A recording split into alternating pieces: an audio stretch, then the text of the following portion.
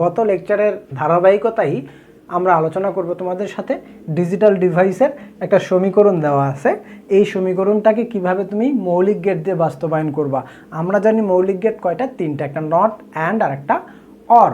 অ্যান্ডের কাজ গুণ করা, অরের কাজ যোগ করা, আর নট মানে যেটা ইনপুটে দিবে সেটার উপরে একটা বার চলে আসবে, ঠিক আছে।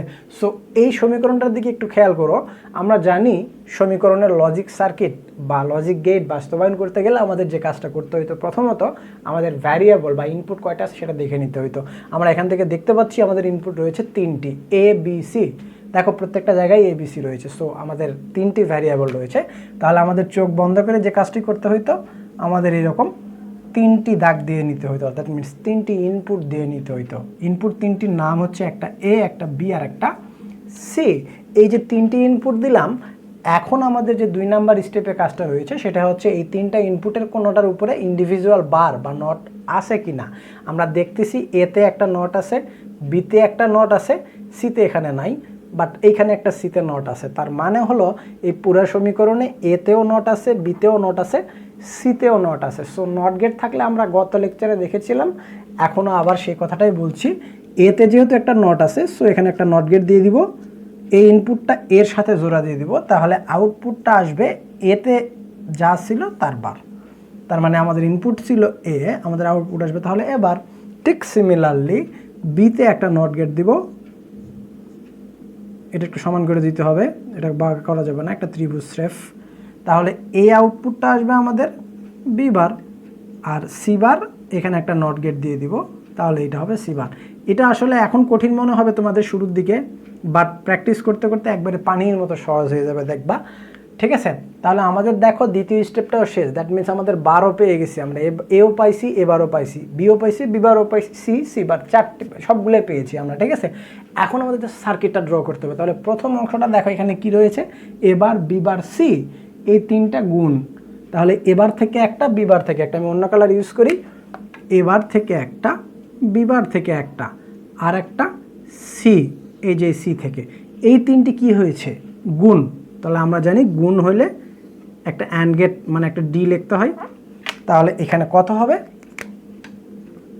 এবার বিবার সি।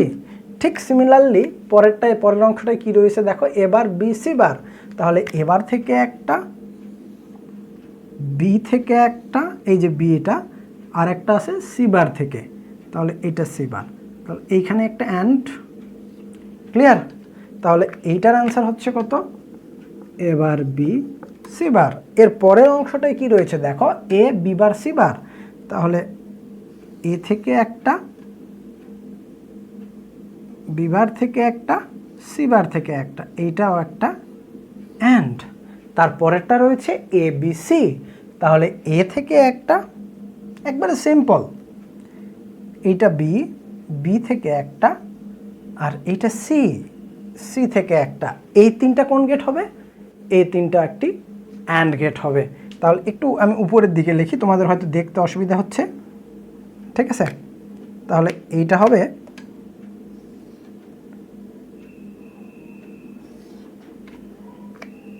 এ থেকে একটা, বি থেকে একটা, সি থেকে একটা, এটা একটা অ্যান্ড। সো এটা হলো এ বি বার সি বার, এটা হচ্ছে এ বি সি। এই চারটা দেখো, একটা দুইটা তিনটা চারটা, এই চারটা আবার যোগ হয়ে গেছে, তার মানে এই চারটা একসাথে যোগ হয়েছে। তাহলে আমরা এভাবে একটু সাজাই লিখতেছি, আর কিচ্ছু না, তোমরা চাইলে না সাজাও লিখতে পারো, তার তো। সো এই চারটা কিন্তু যোগ, তার মানে একটা অর গেট। সো অর গেটে যে কটা ইনপুট থাকবে প্রত্যেকটা ইনপুটই কি হয়ে যাবে, যোগ হয়ে যাবে। তাহলে আমাদের এখানে কি হচ্ছে, এইটা, তার মানে এই ভ্যালুটা এবার বি বার সি প্লাস, তারপরে এ বি, এবার b c bar plus a b bar c bar plus a b c. দেখো খুবই সিম্পল, একবারে পানির মতো সোজা। এভাবে আসলে প্রত্যেকটা সমীকরণ আসে এবং সার্কিটগুলো এভাবে ড্র করতে হয়। যত কঠিন সার্কিটই থাকুক না কেন, ইকুয়েশন যত কঠিনই হোক, প্রসিডিউর সেম। তিনটা কাজই আমাদের করতে হবে। প্রথমটা হলো ইনপুট কয়টা আছে সেটির দাগ দিয়ে নিতে হবে, তারপরে দেখতে হবে এই প্রত্যেকটা ইনপুটের একটা নট আছে কিনা বা বার আছে কিনা, সেই বারগুলো দিয়ে নিতে হবে। তারপরে যে সমীকরণটা রয়েছে সমীকরণের সার্কিটগুলো একটা একটা করে ড্র করতে হবে। দেখো এটি যদি না থাকে সার্কিটটা দেখে কিন্তু অনেক কঠিন মনে হচ্ছে, বাট আসলে কিন্তু কাজটা অনেক ইজি। একটা একটা করে করলে একবারে পানির মতো সোজা। যত বড় সমীকরণ তোমাকে দেওয়া হোক না কেন তুমি খুব সিম্পল ওয়েতে প্রত্যেকটা সমীকরণের সার্কিট বা বর্তনী ডিজাইন করতে পারবা। তো ঠিক আছে বন্ধুরা, আজকের ভিডিওটি যদি ভালো লেগে থাকে অবশ্যই ভিডিওতে একটা লাইক দিবা। তুমি যদি তোমাদের একটু উপকার হয়ে থাকে অবশ্যই ভিডিওটি শেয়ার করবা। আর আমাদের চ্যানেলে নতুন ভিউয়ার্স হয়ে থাকলে অবশ্যই চ্যানেলটির সাথে থাকবা, যেন পরবর্তীতে কোনো ভিডিও আসলে সঙ্গে সঙ্গে তুমি দেখে নিতে পারো। তো ঠিক আছে বন্ধুরা, ভালো থাকো, দেখা হবে নেক্সট ভিডিওতে। সেই পর্যন্ত আমার জানি আল্লাহ।